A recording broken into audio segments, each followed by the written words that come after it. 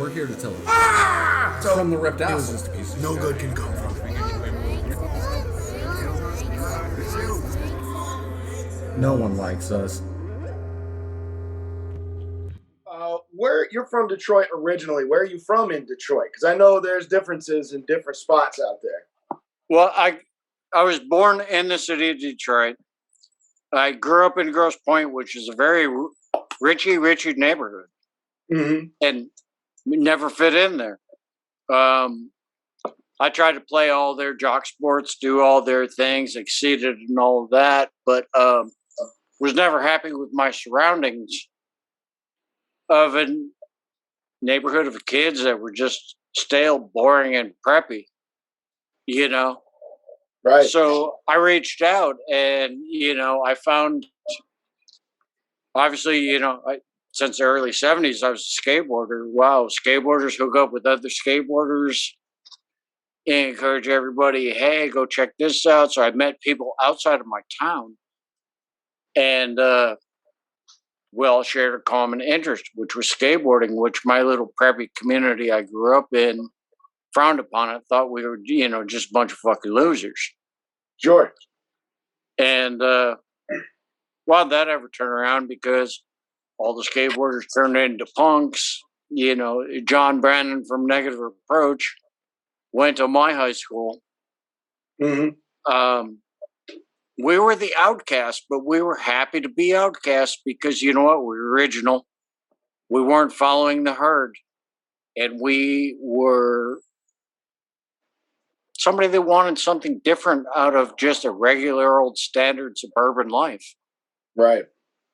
So we went to go hang out in the ghettiest, seediest parts of Detroit to go hear music that wasn't played on the radio, that was created amongst skateboarders, amongst, people that weren't necessarily accepted by society, but weren't bad people. They were just different. Right. So, okay. On that, that's another thing I was going to ask you. So what did come first? Did skateboarding or punk rock come first for you? I've always said this in a lot of, interviews like that. The two meshed together. Punks became skateboarders. Skateboarders became punks. And a lot of it had to do with there were certain people that were reading music magazines. There were certain people that were reading skateboard magazines. And at the same time, it's like, all of a sudden, skateboarder magazines putting pictures of Devo and stuff in there. It wasn't just the Led Zeppelin and the Eagles that were on the radio at the skate park all day because the skate park's owner were a bunch of stoners that played old 70s rock. Right. And then you got the Clash, you got the Sex Pistols, you got all this other music that just opened up. But with the Detroit scene from, I'd say 1980 and on, it was like the punks and the skaters met and we all shared the same goal and came from different things. And that's why the skaters turned into punks and the punks turned into skaters. Right. They're like, wow, you guys all hang out at the skate park. That sounds like a cool fucking place to hang out. So maybe if we don't skate, we can just go there. And then their girlfriends would always say, well, why don't you skate? And then you'd have all these boneheads that would try to skate in docks and shit, I've seen you do that a number of times. Well, yeah, I got used to it. I know how to do it, Right. But these guys would these punks would fumble in fans, and it's like, okay, you're not going to get it. Just be punk rock, get tattooed, and go form a band. For sure. So was there? I get it. Yeah, it's all definitely one amalgamation of just outcasts between the two cultures. But was there a specific turning point you remember where you went, "That's it. This fucking punk rock is my religion," for lack of a better word? Where you're like, "That's it. This is what I'm fucking doing." Was there a record, a show, just a specific moment in time where it clicked? Now, it was a brotherhood that we had. And like I keep going back to the skate park, and I'll do the same thing about the Freezer Theater. It was all about, like, those were our clubhouses. Those are where we went to hang out. And you couldn't wait till, a Friday night show or a Saturday night show to go see all these punks from all these different, surrounding neighborhoods, or, bands that came in from out of town. We welcomed them. We helped them load their equipment, and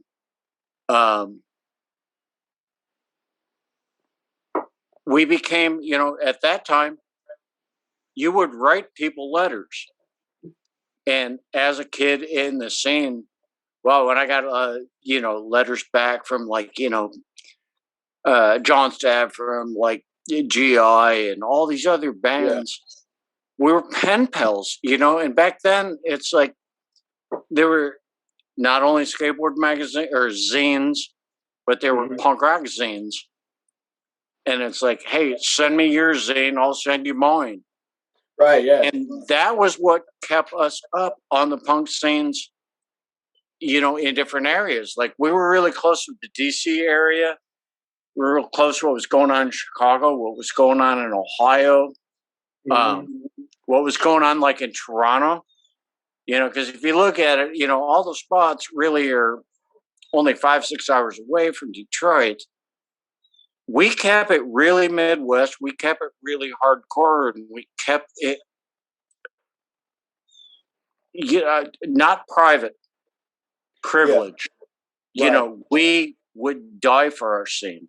We would die for a fellow Midwestern punk rocker. When we had, bands come in from California, we're always cool to them at the start, but they start throwing, attitudes around like they're cooler than we are. It's like, you're going to have trouble you might play the show. You have trouble getting the fuck out of Detroit. Right. Oh, and it's happened. I mean, it happened with European bands that came in. You don't just come in and think you're going to take over our city for the weekend, because you know what? We were strong, we were proud, and we love to be Midwestern punks. Absolutely. I mean, that's the way it should be. That's the way it still is in a lot of spots, I'm sure you know. So you're now you're out, and I was curious about this. You're now in Florida. Is there a particular reason that you left Detroit and didn't end up in, I don't know, somewhere in California or in New York or Philly or something like that? Is there a particular reason you wound up in Florida?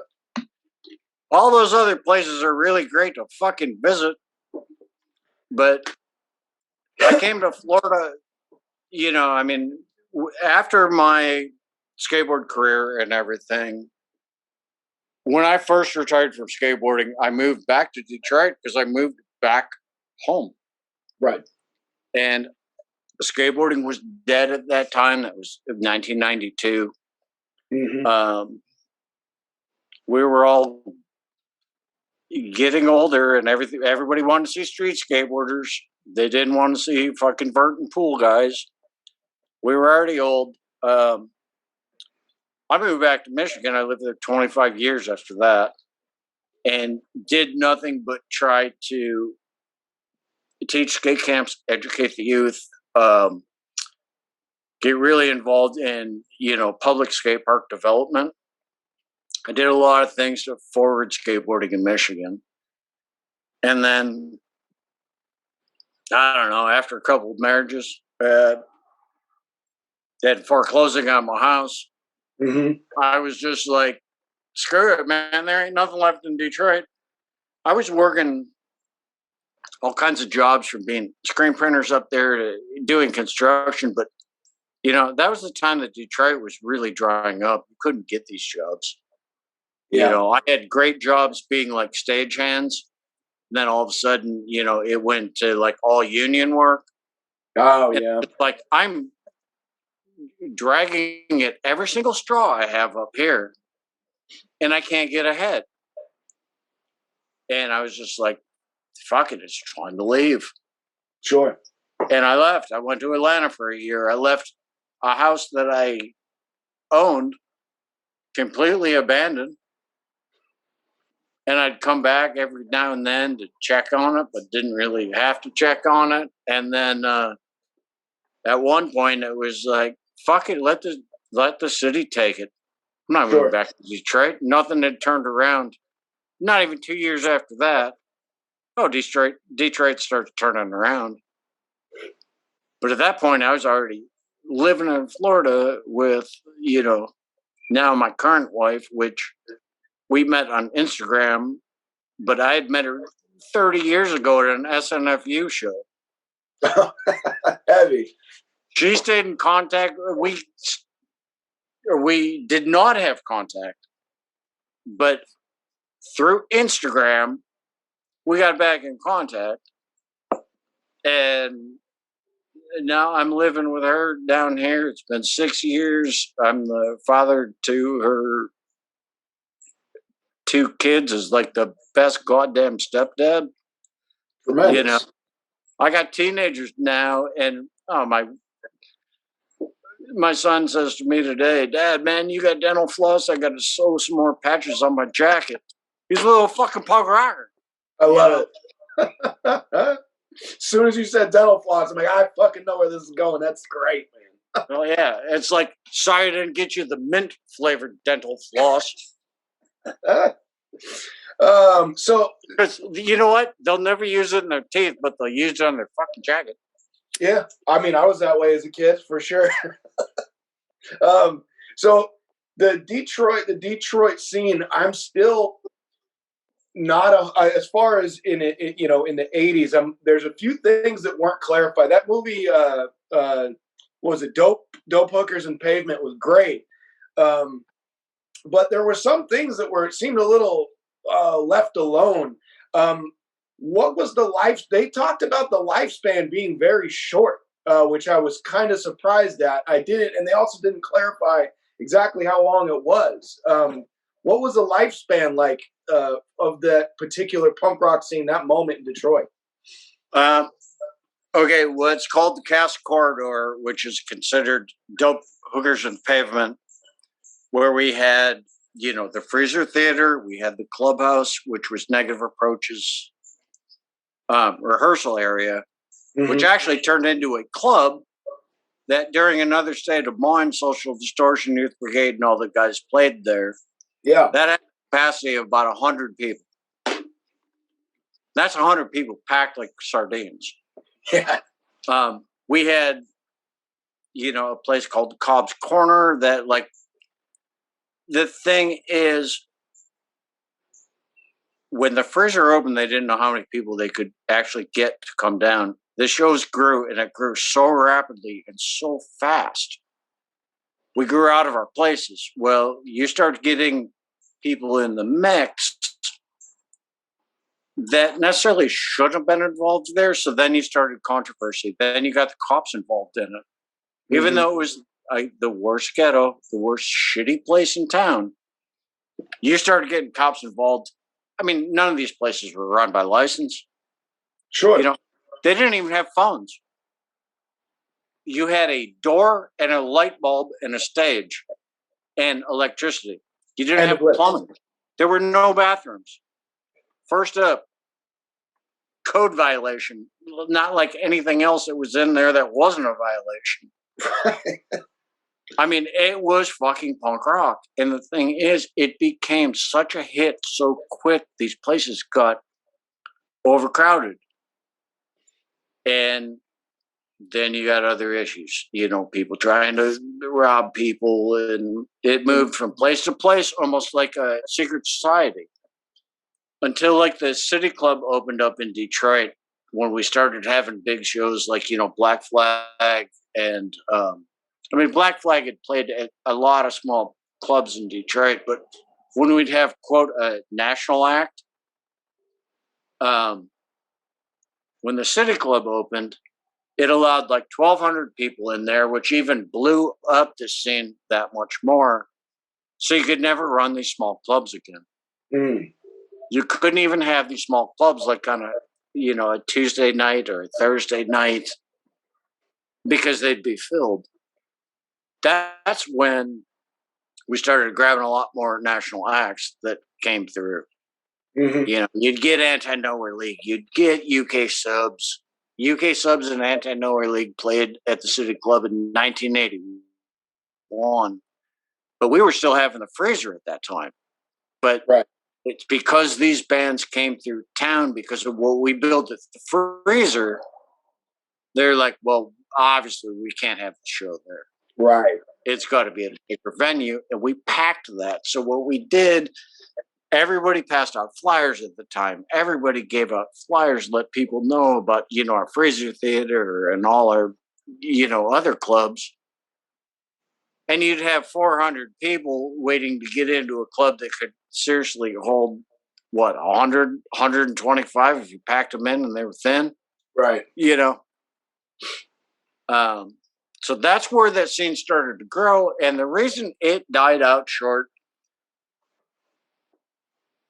is it was on the borderline of, are we going to let 5,000 people into a club, or are we going to let 250 or 1,200 into a club? Mm-hmm. Do we want this scene to really grow that big? Because even like some of the acts from Detroit, like Necros, Negative Approach, they're going on tour with, other bands that were, they were, especially the Necros and the Meat Men. Tesco had moved out of Michigan at that time, and did his whole DC thing. And it's like he was very integral in, the Midwestern punk rock scene. He had Touch and Go magazines. He had Touch and Go records. Right. So we lost him. The Necros kind of went and did their like heavy metal thing. Yeah, I remember. And then, a lot of the other bands had broken up. Negative Approach had broken up. John Brannon went to go do, Laughing Hyenas with Larissa from L7. Mm-hmm. And then, went on to other ventures. Everybody seemed to branch out, but you know what? Nobody ever forgot their roots. And that's, something that I really hold, as a really positive thing is I talk to any one of those punk rockers at any time, now we're all old and gray. Right. And it's like the wheelchair talk, and I can go talk to them, and they're like, I'm never going to forget the Skateboarder. I'm never going to forget Freezer Theater, Bookies, Nunzios, these other clubs that we had that we might only get 1, 2, 3 shows at before they're like, oh, we can't have the punks here anymore.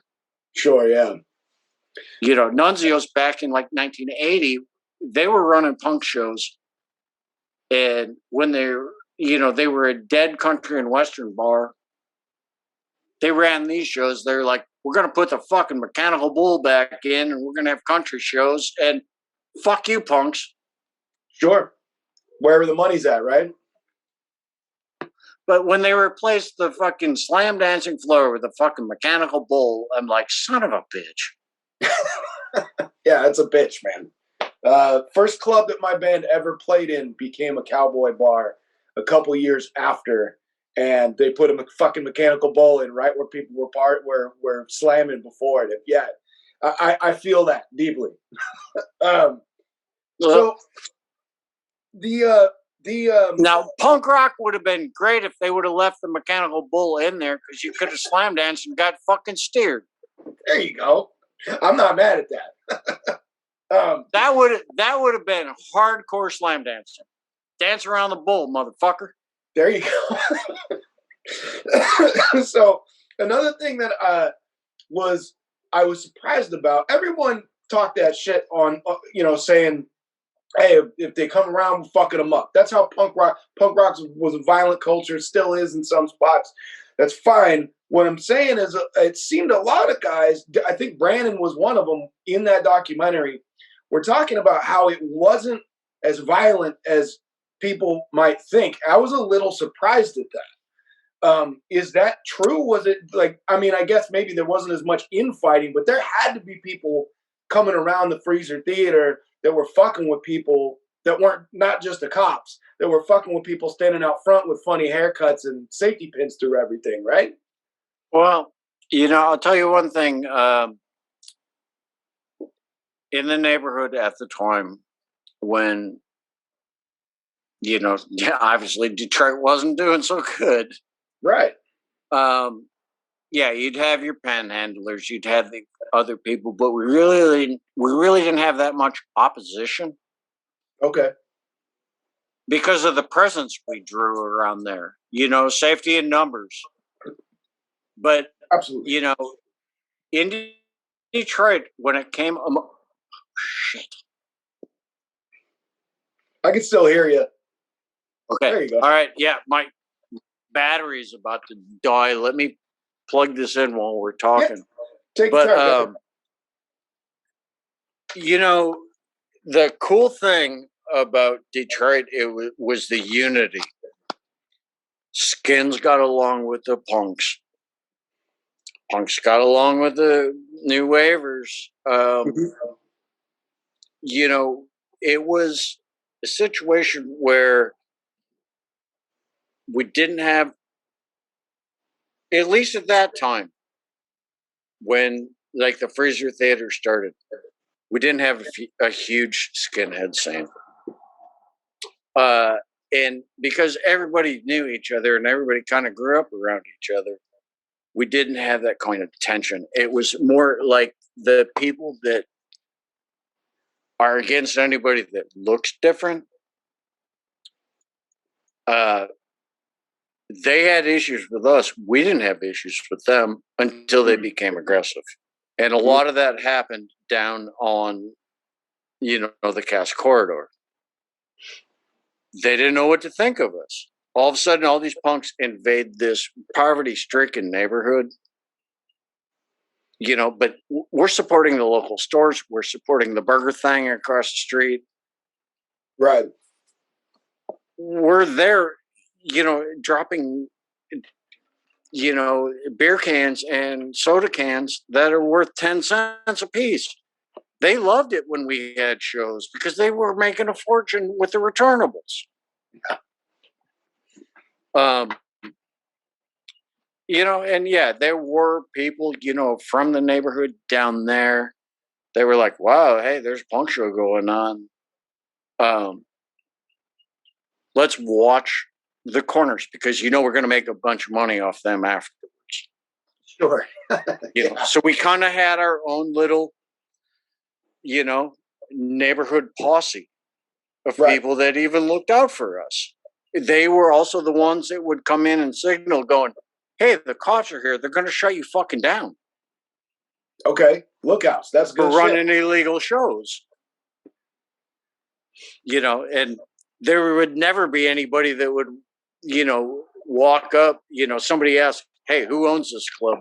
If it was a cop, no one was going to say, oh, it's him over there.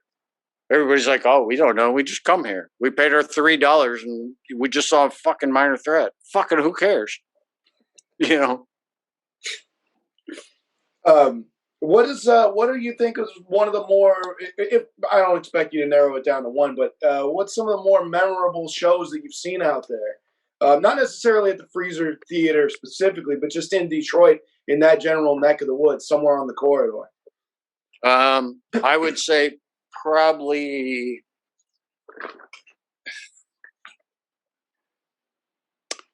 one that really started a good bit of the scene, that really lit a fire under everybody's ass, was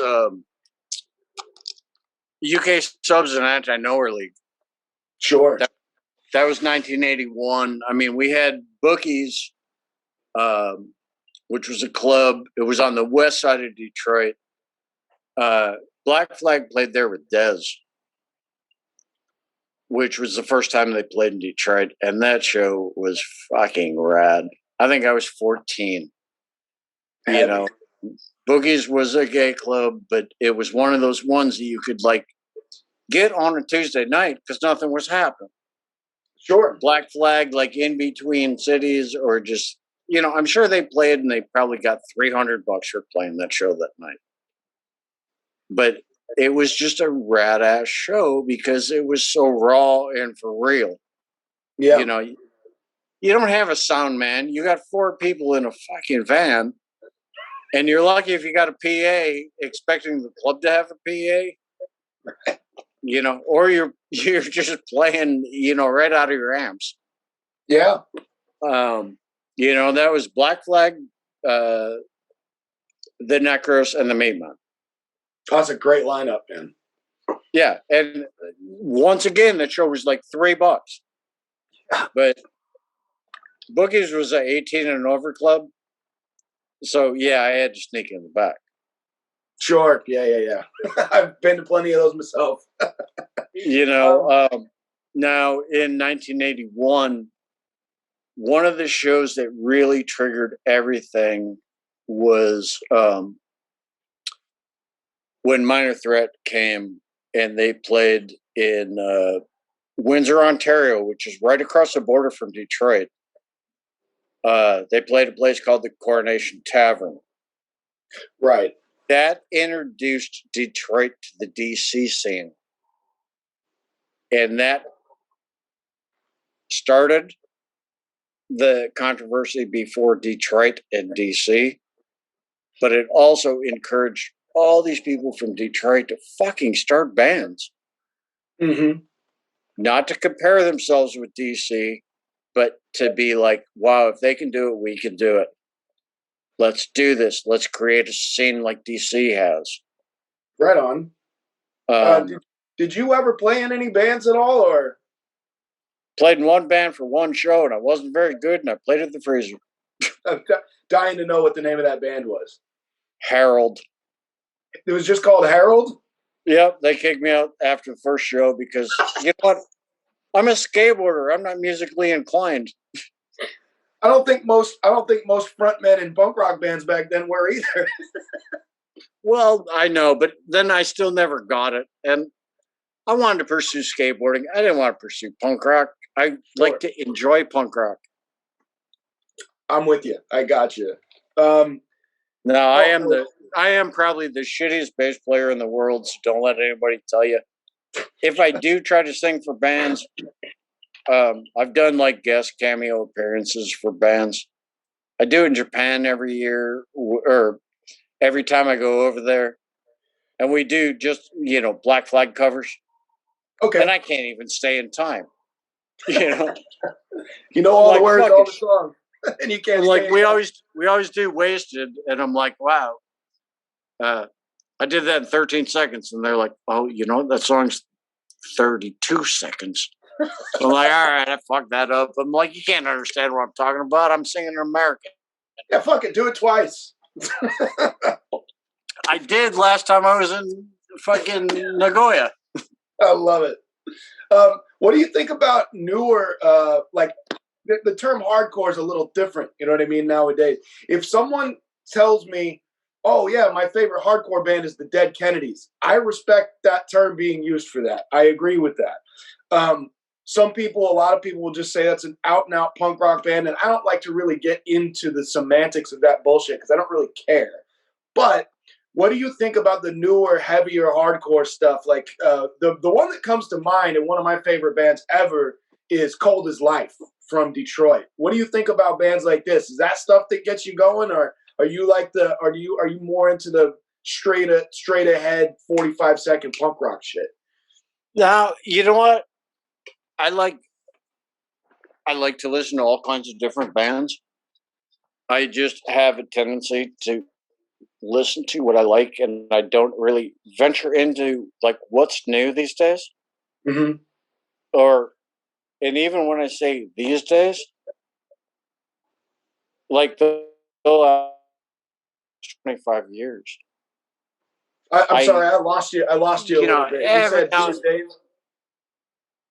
These days, it's like I don't really listen to a lot of new music. I listen to, my old music.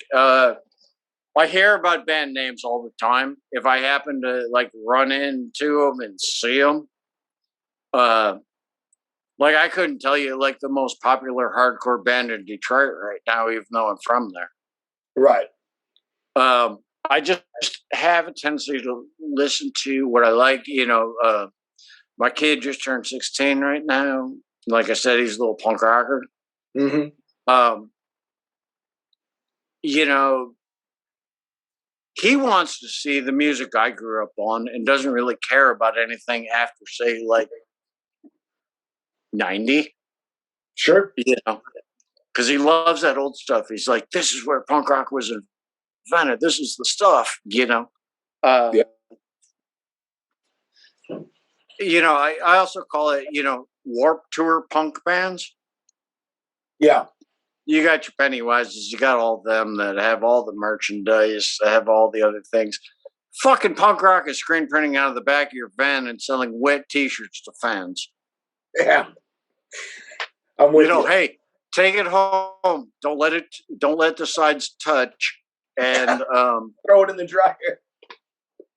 Throw it in the dryer when you get home. Yeah. And what's really funny is this is what I was doing. I was printing fucking T-shirts.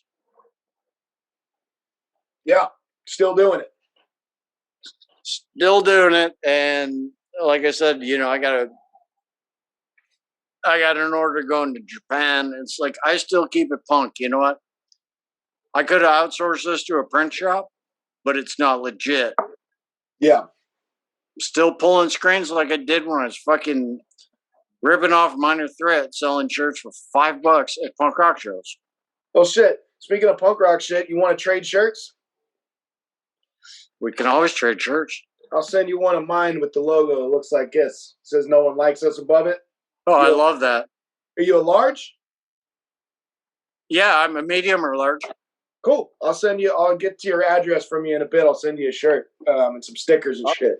I'll send you a killer American Nomad, my skateboard company, Danforth shirt. Yeah, that fuck yeah, dude. Thank you so much. So that's another thing I was going to ask you. You have one skate shop in Florida, right? No. I have a skateboard company. Oh, okay. We manufacture and sell to. We sell to skateboard shops. We've been doing this 16 years. It's kind of like my retirement company. Mm-hmm. But no, I mean, we're all balls out. We're based in Hartford, Connecticut. And over the years, we've been building a concrete skate park behind our compound up there that my partner lives at. And no, our logo is the Anti-Nowhere League logo. I love it. I saw that. Yeah, I fucking love it. So it says American Nomad instead of Anti-Nowhere League. Yeah, love it. I've been in touch with Animal from Anti-Nowhere League. He said he'll come over and play our backyard for $1,200. Oh shit! Well, I might have to find out about that and fly out to Florida.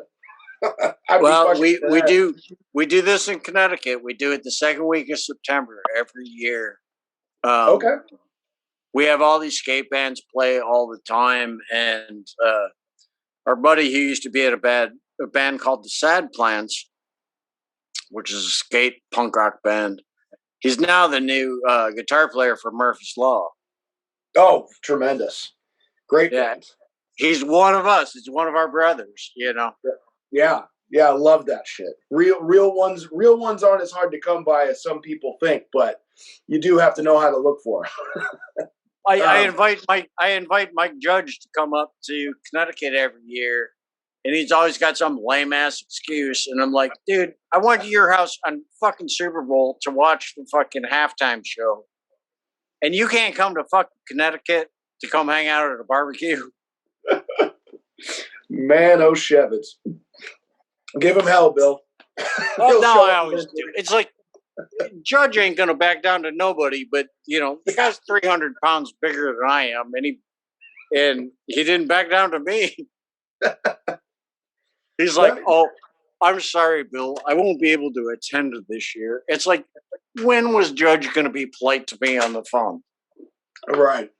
Come on, just tell me, fuck off. You can't come, but you don't want to come. You know, I'm So- sorry, I won't be attending. I didn't even know if he knew how to spell attending. Yeah. So, in the world of skateboarding, um, um, are there? Let's see. What I was going to ask you is, do you have a favorite skateboarder of all time, or currently, or both? Tony Alva. I mean, he is the original professional skateboarder, and I had the honor to ride for him for, I rode for Alva for like 5 years. I was one of my proudest moments in skateboarding, and even to this day, I still talk to Tony Alva, and he's still the same cool guy he has ever been. Tony Alva is Tony Alva. He's not Alva Skateboards. It's not some corporate personality. Tony Mhm. Alva is fucking Tony Alva. Take him as you get him. Yeah, which is some I mean, punk rock I shit. love the guy to death, and I never thought that as a kid, seeing him in magazines, that I'd have the opportunity to want to even meet him. Second of all, to ride for him, and still 30 years later, be in contact with him and see him at least once a year and do Right. events with him. It's pretty fucking cool, Yeah, that's fantastic. It's nice to know that there's guys like that out there, like yourself, like him, that are just real about the whole world. Well, a lot of people get to a point in their life where they become unapproachable. Yeah. Tony Alva is the most approachable person I know. He's so good with kids. He's so good with everybody. And he's a great ambassador to skateboarding. And, I give him, high credit for keeping it going as long as you have. And, I know everybody knows who Tony Hawk is. Mhm. As many people know about who Tony Hawk is, know about who Tony Alva is, because Tony Alva set it in concrete for people like Tony Hawk to pave their way into skateboarding. But somebody had to be a pioneer, and somebody had to, seriously pave the path for people to become professional skateboarders. And all credit is due to TA. Love it. I agree with you 100%. So skateboarding seems to me in the most, this is the most cut down and quick timeline of all times, went from what people thought was going to be kind of a fad to being degenerate behavior to popular, and then back to degenerate behavior all over again. And now it's looking, I don't know if they even decide. I don't pay attention to shit like this, to be honest, but I heard they were going to put this in the Olympics. I don't know if they did or not. And I know you've talked about this before, but once again, I don't pay attention. How do you feel about this possibly being in the Olympics? And what do you think? Do you think that it will change skateboarding if it is? All right. Double-edged sword on that. I hate the fact that it could be an Olympic sport because it never got recognized in all the time and everything that we've put into this. Snowboarding basically was based on skateboarding, and snowboarding has been in the Olympics for what, at least 15 years already? I think it's longer than that, but yeah.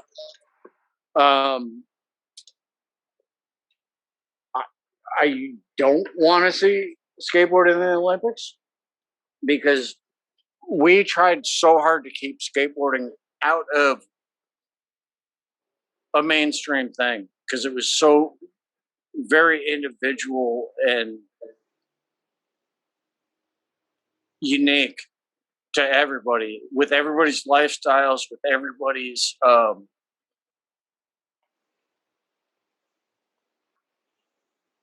creativity. There's no rules in skateboarding.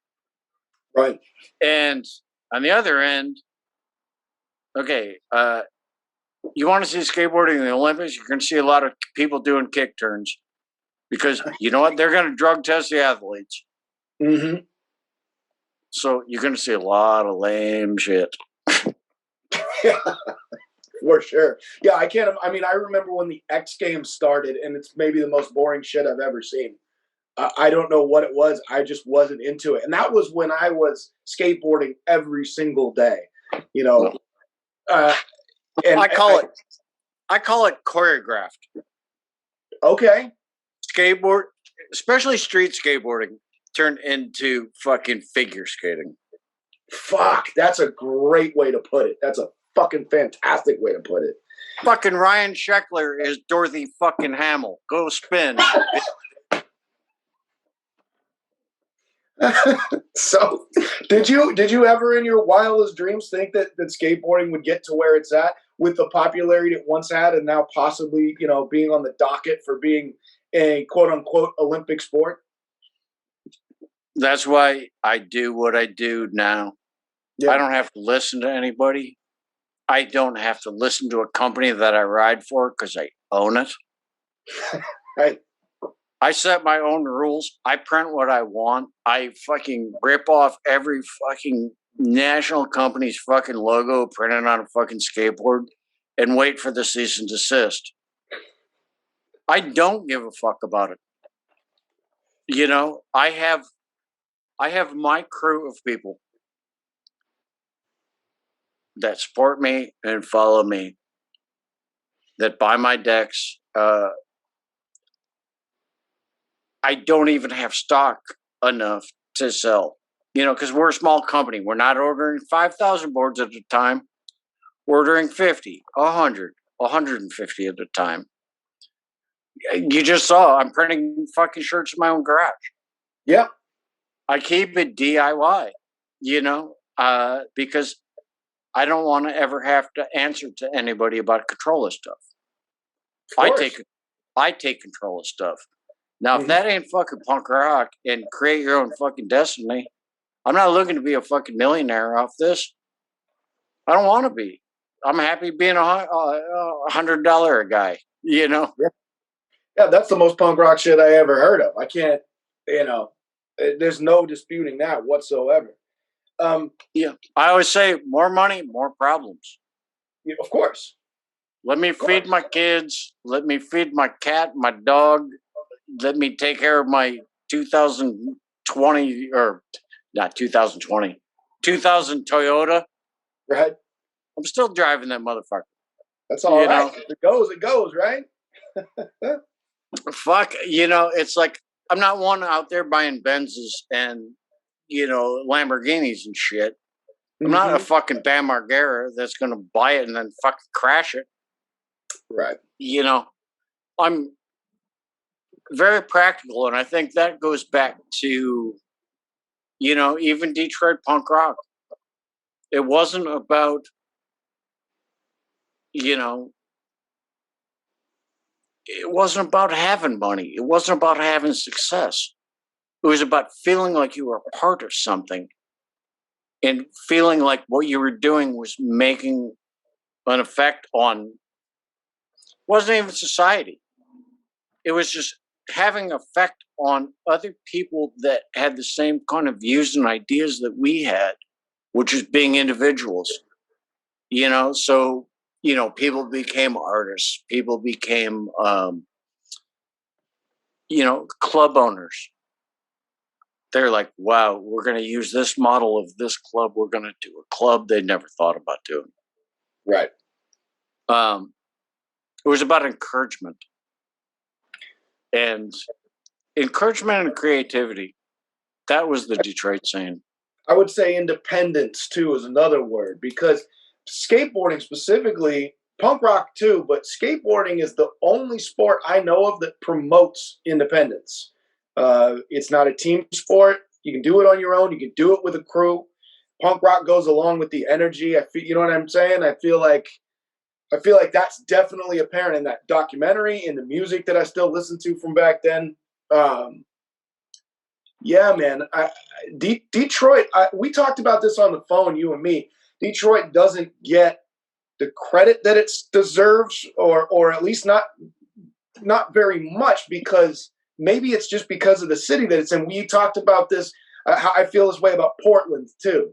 Two of the greatest hardcore bands that ever existed are Negative Approach and Poison Idea, and neither one of them got a ton of credence. And I think it's just because of the cities they were in. If either one of them were in New York or San Francisco or L.A., everyone would have their shirt like they were the Ramones.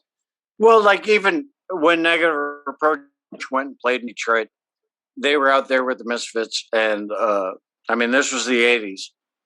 Right. They were out there with the Misfits and the Necros, and they were just a warm-up band. They maybe got like 20 minutes.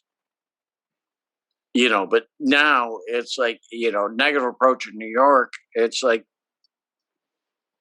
a rare commodity. Oh my God, Negative Approach is playing in New York, a guy from Dinosaur Jr. is going to show up, but he's going to play with them. Or John Brennan goes and plays with the guys from Dinosaur Jr. But you know what? New York didn't accept them. New York didn't accept Detroit bands very well. Is that right? Yeah.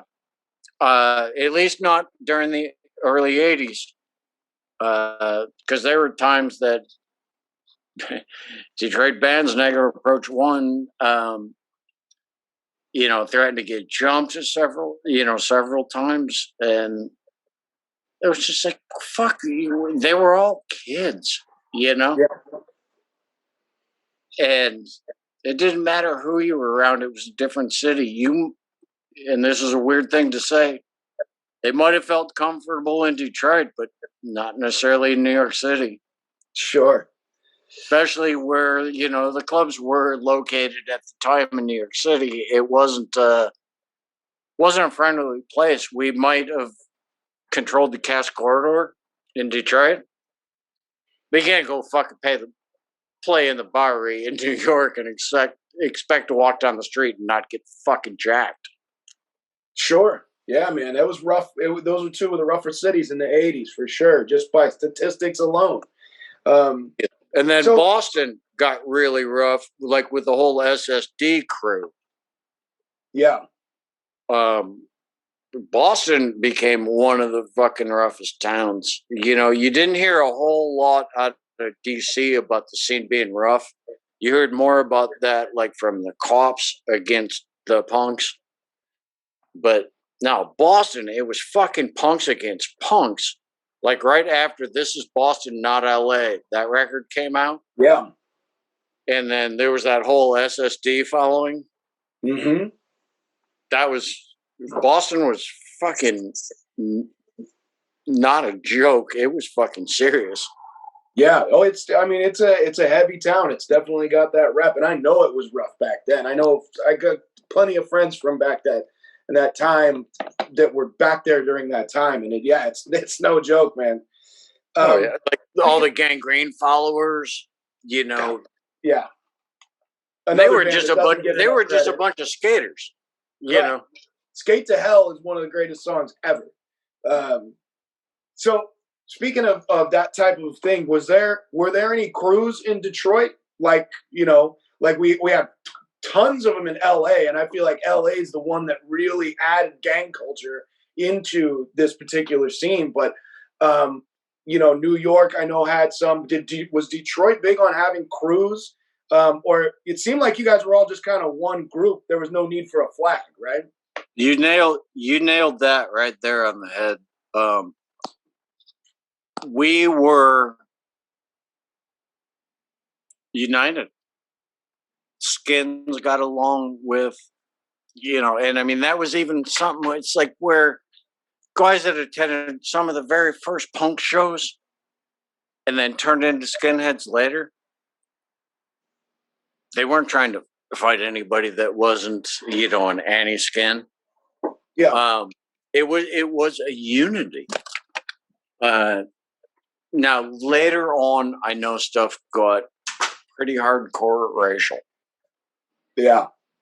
But that was already after my time because we even started getting like a new breed of younger kids that came in and were raised strictly on separation in punk rock. Mm. Where, you came in, you were a skin, and you didn't even know anything about it, but you were following them. But like the ones that you look up to, the ones that, started that movement were still some of the original punks. So the original core of punk rock there wasn't segregated. I mean, we had black skinheads. Sure. We had, the gay population, the lesbian population. We didn't judge. We were all there because we're all a bunch of fucking misfits. Sure. And they became all our brothers and sisters. And, nobody'd leave anybody on the floor of the pit. Somebody'd pick somebody up, We never had problems internally. It was always externally. Sure. Cops, outsiders, trying to fuck around, maybe jocks, something like that. When the jock invasion happened in Detroit, that's when it was time to get the fuck out of the scene. And that was always when the clubs expanded to where we'd have, 1,200 people allowed in a club. Because then you didn't know everybody that you were standing next to. Sure, yeah. All of a sudden you got these, frat boys that are like, oh, wow, these guys get into the pit and they just fight each other. No, it wasn't fighting each other. It was dancing with each other. And you'd pick everybody up and you'd laugh that, oh, hey, I just got a bloody nose. Oh, fuck, that's great. Yeah, and it was funny. The guy'd be like, here, wipe your nose on my fucking jacket. Yeah. As opposed to you get these fucking frat boys that come in, they're like, oh, we're just going to punch out a bunch of these fuckers. But we weeded them out, and we weeded them out fairly fast. Oh, I believe it. Like you That said, it didn't turn. If you know everybody, it's already a united front. It's not going to take long to figure out who, one of these things is not like the other, Well, and at that time, even, our scene was bigger than, say, 400 or 500 close people. All of a sudden, we had like 1,000 people there that you'd always see at all the shows. You could see somebody new, and like they'd all point them out. Oh, new guy. We know that guy's going to cause trouble. Right. He's got some muscles gym shirt on, where cut off sleeves in the middle of fucking February, and we're like, dude, you're a fucking, this douche is going to get kicked out of here. I don't care if it takes 12 of us. Yeah, but he's leaving. He's going down the stairs. He's going to get fucking his ass beat. Got to be done. It's got to be done. I mean, we had to do that with Nazis out here too. We had Nazis coming around, and we just beat them up till they stopped coming back. Yeah. Let's see. I was going to actually ask you about the. You got that crucified skin tattoo, just like mine over here. Let me see that again. There you go. Did you do the skinhead deal for some time? Full blown boots and braces, or? Well, you know what? It was, to me, it's like I like the music. I was, a supporter of everything but ideals, because like we even saw the whole skinhead thing grow up, and the ideals got really fucked. I'm not I'm not a racist. I'm one that supports everybody. But the thing is, it's like when people took it too far, there was a big situation, and especially in a racially divided place like Detroit, even though it was very, racially motivated in Detroit and segregated, I didn't believe in it. I had black friends, I had white friends, and we were punks. I got it more for as like, the last resort. Right. Loved that band. That band fucking rocked. I got it more as a fan tattoo than, a mark, like I was, a supporter. Sure, I But got you. I understood it. I mean, we all did as punks because we all had open minds. But like I say, our scene was so close, being mixed. It wasn't that big of a deal. Sure. Um, Did the skinheads, the way they put it in the Dope Hookers and Pavement, they said that the skinhead scene, it sounds like what they mean is when the race got involved in it is where it became a problem. But they said that it was them that kind of destroyed the scene altogether. Is that about accurate? well, what happened is it got exaggerated. Mm. As the scene kind of dispersed, it wasn't the same, people that always showed up at the Fraser. And it was also, education or the de-education in punk rock, where people started getting more narrow-minded. Sure. And they're like, oh, no, we're only going to follow the skinhead scene. So it diversified the scene, which, thank God it was towards the end of my time in Detroit, because the last days I really spent in the Detroit scene in Detroit was 1984. Oh. And it was very short-lived. It was from 80 to 84. Mm-hmm. I mean, it was a situation where, there were several clubs playing different kinds of punk and different shows. And there were the skinhead shows. There were the punk shows. And then you'd have the skinheads that used to show up at the Fraser that now are showing up at Dickie's shows just to go beat up a bunch of, gay people. Mm-hmm. And it's like, man, everybody loved the Dickies. You just go see them. They're a joke band. Yeah, they're great. They're fun, Mm-hmm. and it's like you're bringing in your political views and all this into something that weren't we just all against in the beginning? That's when the scene diversified. Yeah, the division sounds like it came pretty steady and was irreversible then. And then as you were talking about it earlier, and you asked, then it was like the West Side Skins, the Sterling Whites. People started naming their neighborhoods where they came from. Mm-hmm. And at that point, it's like, I was already on my way out. I was already on my way to California to become a professional skateboarder. Yeah. And I'm like, I got to focus on what I'm good at, because obviously I'm not a musician. And two, how much life is there going to be in Detroit punk rock? I got to go do something. I got to go make a fucking living. Right. I went to college. I went to college for fucking, a year to become a photographer, and I was a top-notch photographer. My first job in California was being the photo assistant for the fucking Skateboard magazine. Right. It's like I moved out there at 18, 6 days after graduation, and I all of a sudden had a darkroom position at the fucking Skateboard magazine, processing film and printing pictures of fucking skateboarders. Which rules? What the? That doesn't just get fucking handed to you.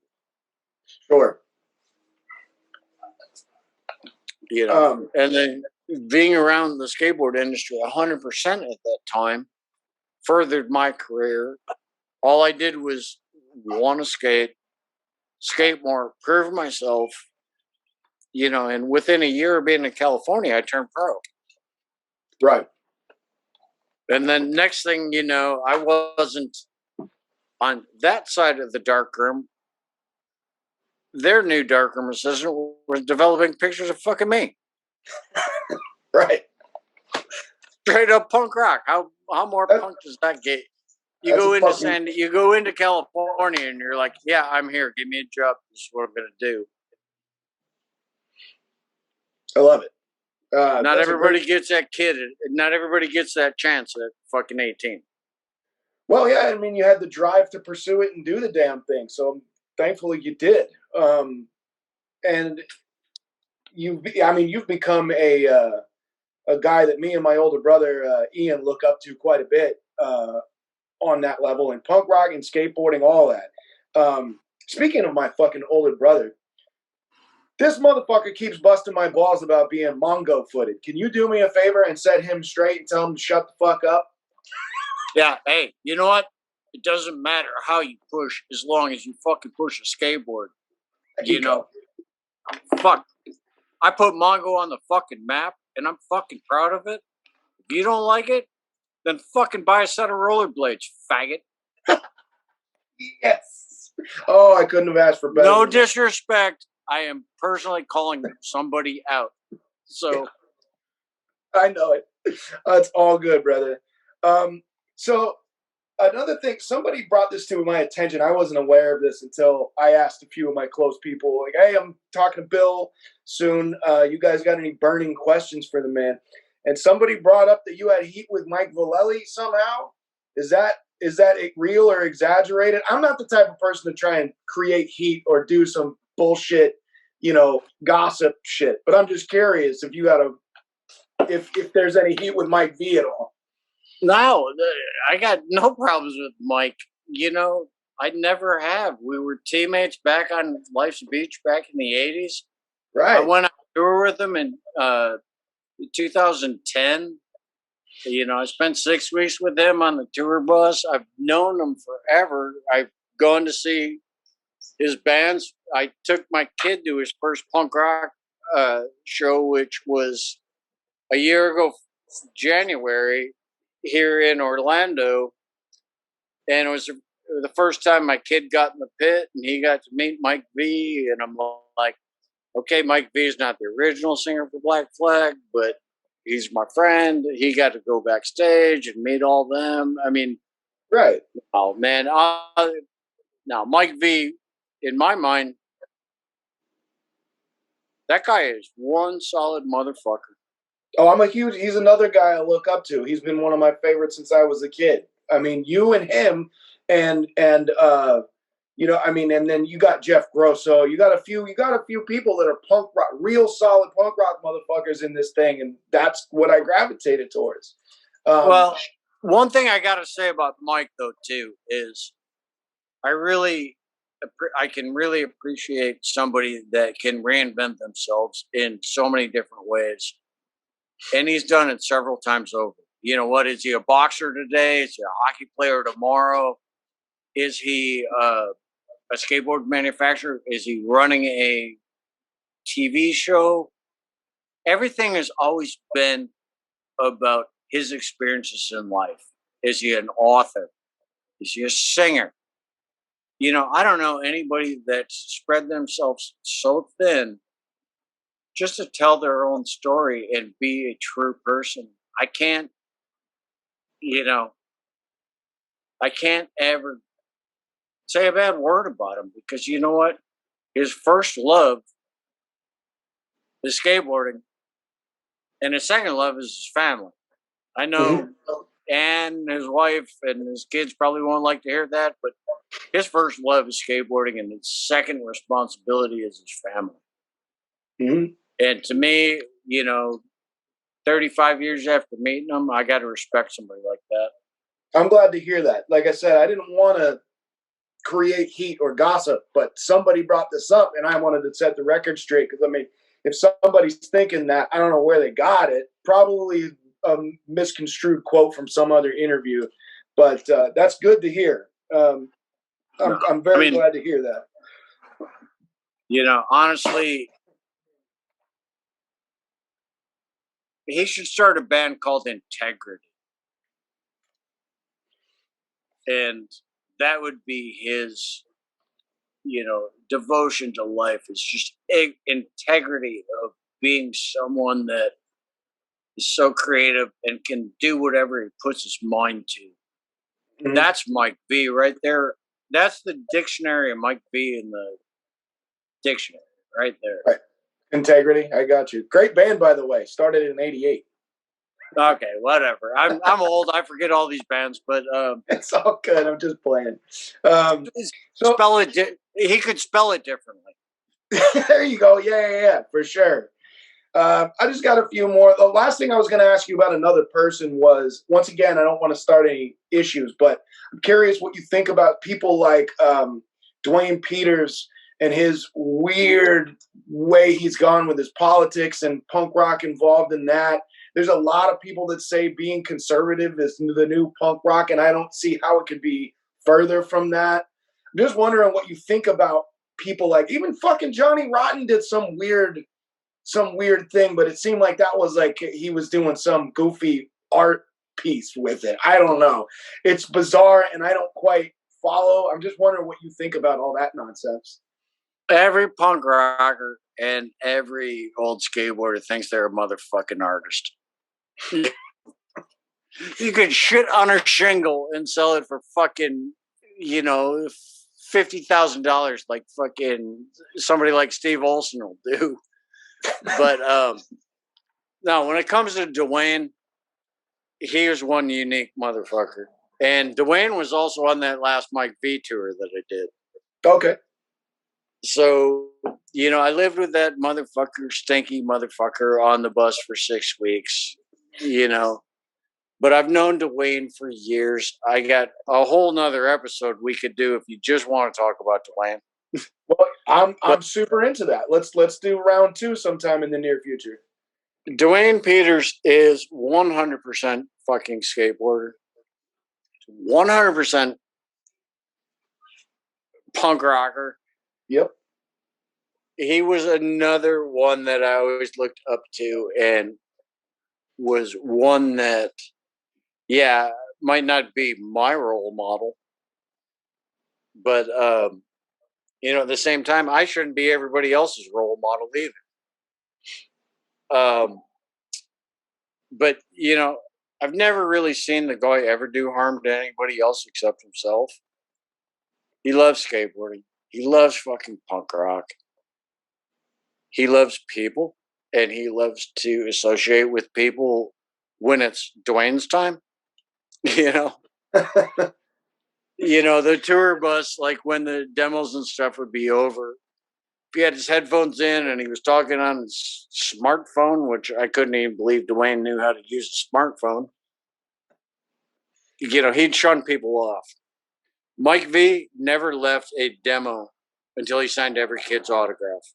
Mm. I was the same way. I did the same thing. I was always around. I was always available. But, to each his own. Everybody has their own situation. But, there would be other people on that tour with Dwayne where Dwayne would be talking to somebody and they would be looking for a reason to get away from Dwayne, even though they started the conversation. Because he would just babble about stuff. And they're like, oh, hey, wait, we got to go see Danforth. He's over here. Thanks talking to you, Dwayne. And then he'd put his headphones back on and he'd listen to, I don't know, The Clash, or he'd go listen to the Pistols, or maybe he'd go listen to U.S. Bombs, wanting to hear himself. Could be. I just got a few. I won't keep you much longer. I don't care, buddy. I've got some other podcast work I got to do, but I do want to come back for round 2 with you. I got more questions now. But I was going to do some kind of rapid fire just stuff real quick. So, fire away. So, this is a segment I do on my podcast proper with my partner, called Versus. Which one's better? Which one's whatever? Which one's worse? Doesn't matter. Necro's negative approach. Negative approach. Not even a question, huh? Fuck, not even a question. I helped that band form at Endless Summer Skate Park. That's right. Yeah. Okay. Clash, Stiff Little Fingers. Oh, you're fucking with me now. Definitely. Stiff Little Fingers. Yep. All right. My partner will be happy about that. Budweiser or Bush? Both and in quantities. Yes. Well done. Favorite Black Flag vocalist? Chavo. Des? Ron Reyes. Oh, Ron. Yeah, that's right. Chavo. All right. He prints the Skull Skate shirts now. What he does? What? He prints our shirts for Skull Skates up in Canada now. Oh, right on. So That's he's awesome. still involved in He's still involved in being a punk rocker. That was all of my rapid fire stuff. I was going to ask you one other thing, but I forgot to write it down. Maybe I'll ask you next time. Oh no, I do remember. I was going to ask you favorite '80s U.S. punk rock band, favorite '80s UK punk rock band. Somebody asked my brother Adam wanted me to ask you. All right, favorite You know what? They're gonna sound like duplicates, but I'm gonna have to say favorite U.S. punk band. Negative Approach. In UK? And I know I'm being localized on that, but no, you know what? They had a sound like nobody else. Agreed. Favorite UK band? Sure. Anti-Nowhere League. That song, So What, and I Hate People. That was my teenage angst. That's what I fucking grew up on. I went to high school. If I didn't listen to I Hate People before I went to high school, I would have never graduated. I got you. Bill, I want to thank you again so much. This means the world to me that you took the time for this, and I would love to do a follow-up sometime in the very near future. I appreciate your time, my man. All right. Hey, man, I appreciate doing this. Let's do it again. I'm all about volume 2. Absolutely.